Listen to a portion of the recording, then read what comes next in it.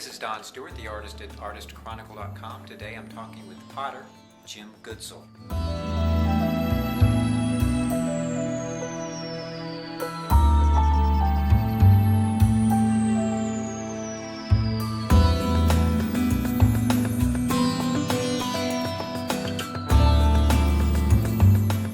And this is your work area? Yeah, I have another studio with a wood burning kiln up in Madison, North Carolina. Oh, okay. And then I have the gas kiln that I share over at Linden Street. I have my electric kiln back here, and I do most of my making here. Most of what I sell is mine, but I have some things by other potters, like this decorated piece here and that plate there by Molly Lithgow. She's a painter who's taken to pottery, and she likes that kind of decoration. What I'm more interested in is functional pieces. So I like to make things that I hope feel as though you would want to use them, but are also interesting. I make things that are somewhat in a kind of American version of Japanese pottery, and with glazes and forms, because the Japanese had the most interesting pottery in modern times. So as everything went to being mold made in factories, the Japanese kept their handmade traditions, particularly in connection with the tea ceremony. And they valued very much a kind of earthy, often rather primitive looking pot, frequently wood-fired, often with lots of wood ash deposits on them, because the tea ceremony, which had its origins in Buddhism, has this kind of espousal of simplicity. I do wood-fired things, and there's a piece here. This is a vase, and it has a little glaze on the top, but the rest of it is effects of flame and a little salt in the kiln. You see a spot here where there's the wood ash and the salt didn't make any deposit. There's a little orange flashing. Here's another piece, and this is made of much lighter clay, so the wood ash and salt are more orange in their effects on the pot. This piece here was wood-fired, but it has a modern version of an old Japanese glaze called shino on it, and so it's kind of wood ash deposited on it over this rather rustic and very simple glaze. And the wood firing is much more restricted in terms of kinds of effects you can get, but sometimes you can get very bold effects in wood. Here's some cups by L.T. Hoisington. These two, which are similar in design and not so different in color, are done in a gas kiln. And this was done in a wood kiln. Oh. You can see where the wood ash got on it and really got into the glaze and into the surface and marked it out. And so it gives you these unpredictable effects. So you're going with the magic of the kiln. And on this one, which I did, there's almost no glaze effect on the outside at all, except right here. There's a little liner glaze that dribbled out here, but you can see it's a bit shiny right there. Yeah. And the rest is just bare clay. You either like that because you're in touch with the original pot, so to speak. It hasn't been glassed over, or you don't like it.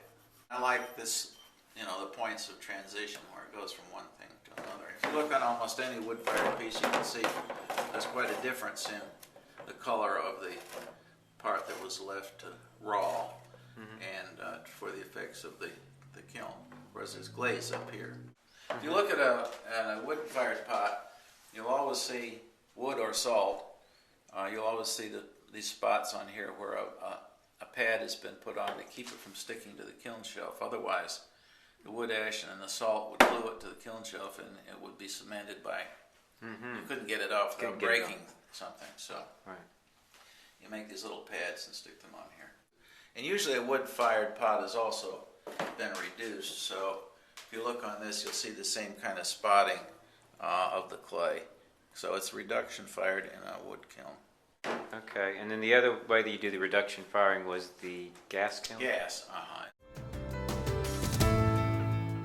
Reduction firing means you reduce the amount of oxygen in the kiln, and that affects the glaze because the flame fire takes the oxygen out of your glaze and out of your clay body.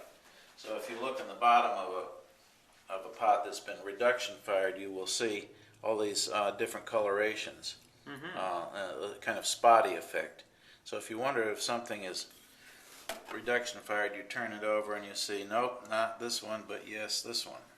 The kinds of glazes that you get, that you really need reduction firing for are Celadons and copper reds. So copper reds are affected by the reduction firing. The flame takes the oxygen out of the copper carbonate or copper oxide, and then it goes from what would be green in an electric kiln to hopefully some sort of cherry red.